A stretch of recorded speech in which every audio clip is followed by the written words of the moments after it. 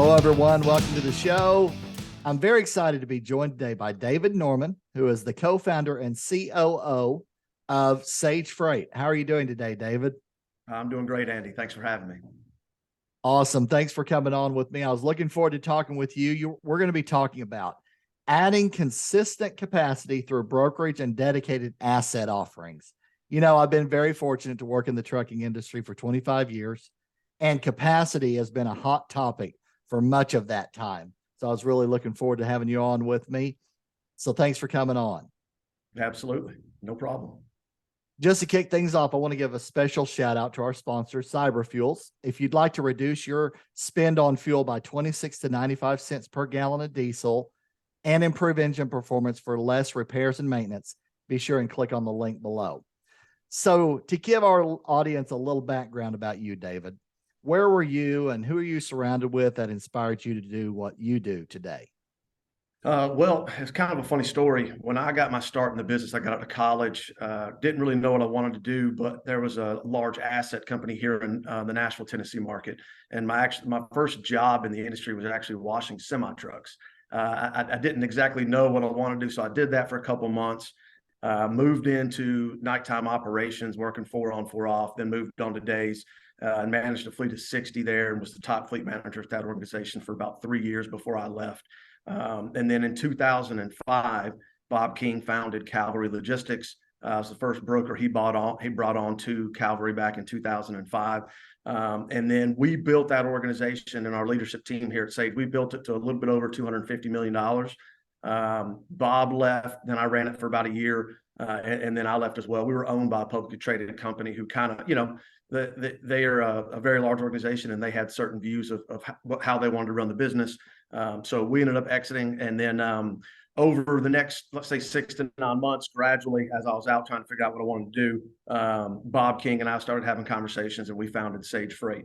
One of the biggest reasons we started Sage Freight was to build a blended model long-term between assets and brokerage that operate together as one, but also to build a company with people we love, that we thoroughly enjoy working with, and that we've worked with for a very long time. So we've been very blessed.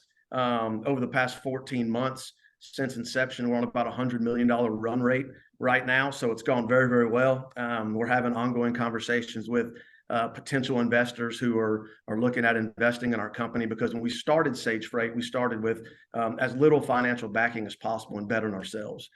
So now that we've had some tremendous growth and we've been very successful so far in such a short period of time, we are having some conversations with potential investors, because we do want to be in a position to where, when we're ready and able to acquire a couple of different asset operating companies and other strategic opportunities as well. Absolutely. Well, kudos for that kind of growth. First of all, that's outstanding. I mean, so you guys must be doing something right. Yeah, thank you. The first 6 to 9 months was a little mind numbing. It was pretty crazy, crazy Yeah, hours, 7 days a week. But we're up to about 100 team members now. We actually started an offshore company in Pakistan. It took us about a year to officially get established over there, but we have almost 50 team members over there. They're phenomenal people, educated, hardworking, and they do just about every operating role in our company over there 24 hours a day, as we also do here. So about 60% of our staff is here at our office in Brentwood, and 40% of our staff is offshore in Pakistan. Very nice. Well, I got an industrial engineering degree in college, and my Pakistan colleagues were some of the top of the class, guys that I was always competing with. So that's very cool. Very intelligent people over there. Absolutely. No doubt about it. And I understand you have some news to share as well. I do. So Sage Freight, we will be attending Food Shippers. Myself, our CEO, Bob King, Abby, our VP of Sales, and Sean, our President of Customer Service. But we'll also be a participating sponsor at Food Shippers for 2023, and are really excited about that. Awesome. That's very cool. Well, traditionally this time of year is very heavy shipping volume for food and beverage. It is. So I would imagine you guys are staying pretty busy. We are. Our expertise over the years at our prior company and Sage Freight is very heavily focused on the food and beverage industry. It's really what we cut our teeth in servicing and building up over the years. So obviously, Thanksgiving and Christmas are always big times of the year for those products. Absolutely. Well, I had 3 different Thanksgiving dinners this year, so Oh, I experienced it well, thanks for the firsthand. help. I probably ate way too much, but that's a whole other subject. That's So, what it's about. what would you say are 2 or 3 of the biggest challenges you see facing companies in terms of capacity and service to their internal customers and their external customers? Well, what I would say, so focusing on, let's focus on the current market, right? I'm not going to focus on the previous 3 years of the haymakers that we all dealt with, but in the current market, one of the biggest challenges that we see is the battle between procurement and execution at large shippers, right? So they go out to bid, the procurement team really wants to focus on cost savings, especially after they've been paying $8 a mile and crazy rates over the past few Right. years. And then you've got your execution team who has, some relationships with the carriers executing. And we always kind of see this battle of how the awards shake out versus how it gets executed. And really, right now, there's something I've always called the rubber band effect. So as high as the market goes at one point, it's going to go all the way back down just as far the other direction. And then gradually, as it hits bottom, it's going to come back up, And so right now, we're kind of in a race to the bottom, I guess you would say, as you can see out there in the industry with a lot of the people talking. What's interesting is when that market comes back, what we always look at is we want to be consistent regardless of the market.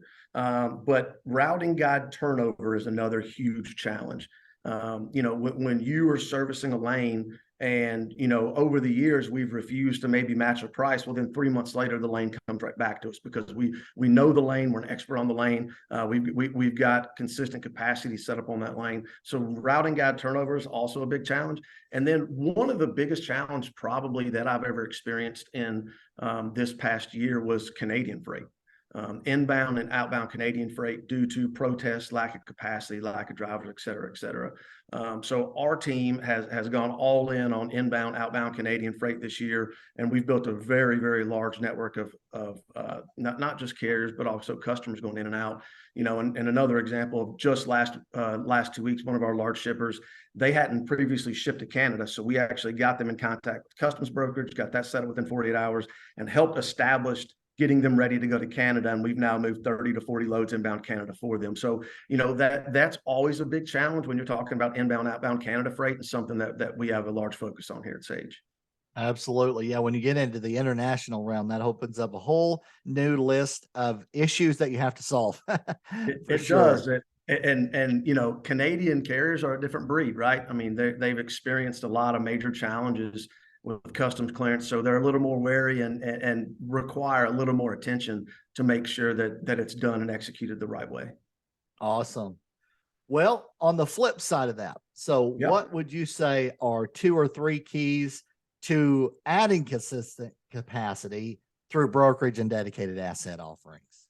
Well, I kind of touched on earlier, but when we started Sage Freight, our strategy from the inception of the company included a blended model, right? So we don't just want to be just this standard broker. We're a broker only. We've already purchased trailers. We've got, for example, one large dedicated opportunity in the Northeast where we went out and bought 30 dry van trailers. They've got our decals on them, tracking. We've got our own tracking on them, and we're providing 10 power only units a day that we're brokering in there, but it operates just like a large asset dedicated. The biggest keys for us to add that capacity is, one, we have to understand the true opportunity, but we need as much transparency as possible. So, what are the challenges? What are the volumes? What are the expectations? Why has a carrier failed on this prior, right? If we're able to collect all of that information and have those transparent conversations, it really allows us to have a better opportunity to be successful, I guess you would say. And that's really where we're able to succeed. Another one is, we've got to be solutions oriented, right? If a customer has the perfect freight and it operates perfectly all the time and it's the easiest freight to move, they're not going to have a lot of needs on that business. So when an opportunity comes to us, we've got to be solution oriented. So whether that means drop trailers or whether that's the consignees or holding trailer for extended time periods, we just have to be solutions oriented to figure out how we can be a partner and how we can execute that business. And then the last one I would say is providing a blended model. What that does is, we currently have a small asset organization that we've purchased. We have an LOI on a larger one up in the Midwest right now, and then we're working on closing a third one in the Southeast. So that'll put us at about 120 power units and 200 total trailers. So the reason I want to touch on a blended model is if we have drop trailers on a dedicated loop model, right? So it's a regional, not over the road necessarily. And you need X amount of trucks per day, but you have volume fluctuations. So that blended model allows us to be successful, not just with our assets, but also with servicing it just like an asset. So if you need to flex up to 10 trucks instead of 5 tomorrow, no problem. We've got the carrier base and the dedicated team who understands how to align that capacity and operate it just like an asset. So I would say that's probably the 3 keys: understanding the opportunity truly, being solutions oriented, and being able to provide a blended model. Awesome. Yeah. No, that's a really cool model. Things do change and there's probably fluctuations like you talk about. Yeah. So having a blend of asset and brokerage, that's a neat model. Yeah. And, we've got another shipper that requires dedicated teams for one lane is back and forth northeast and Midwest, and there's one team on each side of the loop every day. And that carrier, that they wanted to use their own trailers on that opportunity instead of Sage trailers, which makes sense. And now they've got that loop dedicated. So even though that's, we're brokering the freight out, it's a partner carrier of ours. They're providing great service, and the customers want to expand that footprint to other locations that they currently operate, which we're all for, right? If we execute business and service it, and we're transparent about how we operate, then it's going to give us opportunity to grow with those customers. Absolutely.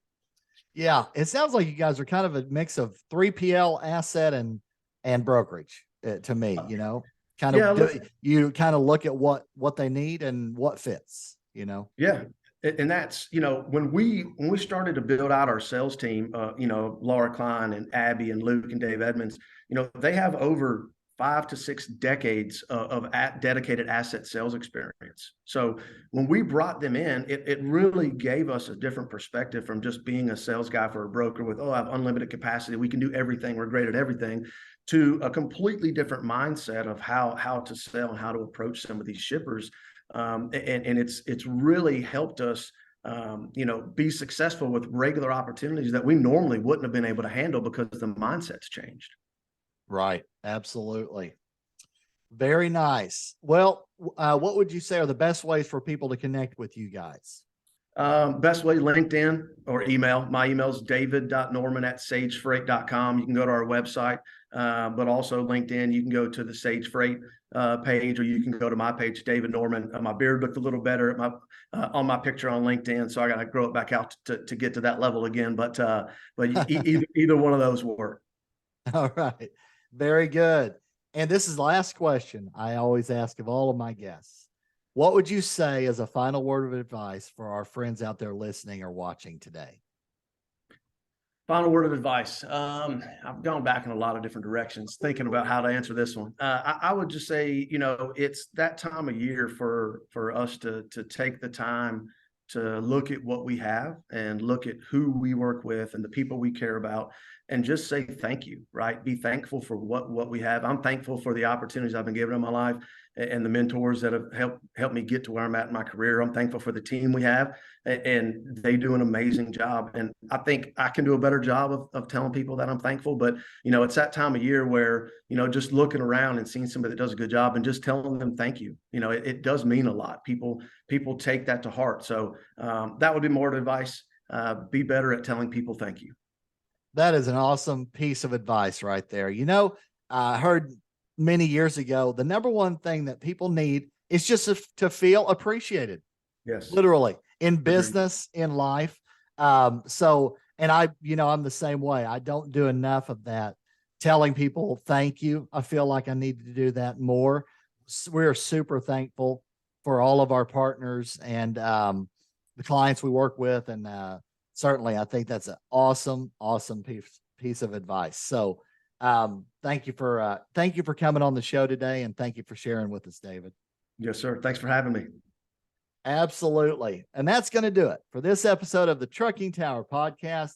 Thanks for listening or watching, everyone, and we'll see you again soon. Take care.